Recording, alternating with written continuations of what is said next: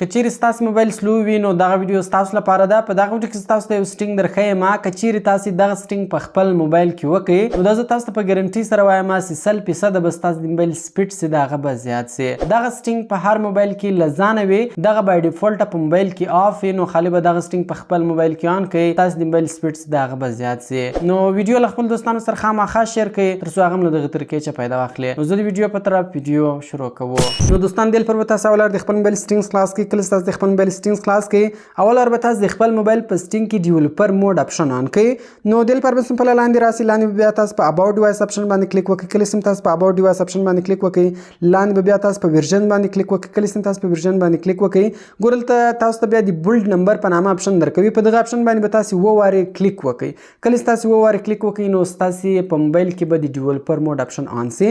نو ګوره کله زه په دې باندې کلیک کوم ماته وایي نو نیډ یو ار الریډي ا ډیولپر، وایي کلیک کېدو ته ضرورت نشته، تا ته موږ الریډي ډیولپر اپشن در خلاص کړی ده.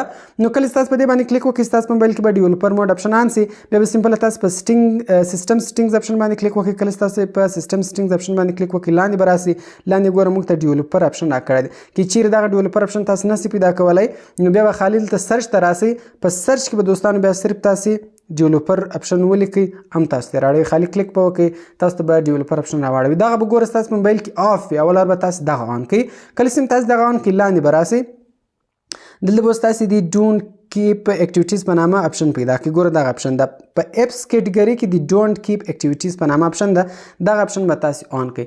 اوس دوستانو د دغه اپشن کار زه تاسو ته درښیم. ګوره لاندې ورته لیکلي دي وایي ډسټرای ایوری اکټیویټي as soon as the user leaves it. اوس ګوره دوستانو ستاسو موبایل کې داسې ډېر زیات سټینګونه او اپلیکیشنان دي چې هغه ستاسو د موبایل په بیکګراوند کې خپله خلاص وي. یعنې دلته ګوره اوس دلته چې تاسو ډېر اپلیکیشنان کلوز هم کوئ خو بیا هم هغه ستاسو د موبایل په بیکګراوند کې پټ خلاص وي، تاسو ته نه در معلومیږي.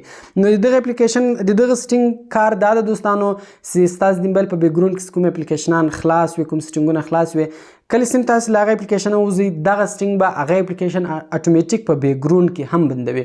نو ستاسو موبایل چې ده دوستانو هغه له دغه وجې سلو کېږي چې ستاسو په موبایل کې ډېر سټینګونه خلاص وي، ډېر اپلیکیشنان خلاص وي، نو هغه ریم یې ډېر هلته نیولی وي، نو ستاسو د موبایل سپیډ چې د هغه خامخا در سلو کوي.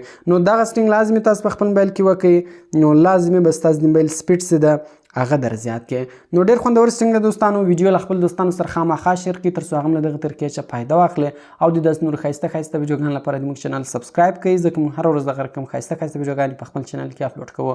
نو ملاوي په نور ښایسته ښایسته ویډیوګانو کې په دعاګانو کې مې یاد ساتئ. د خدای په امان.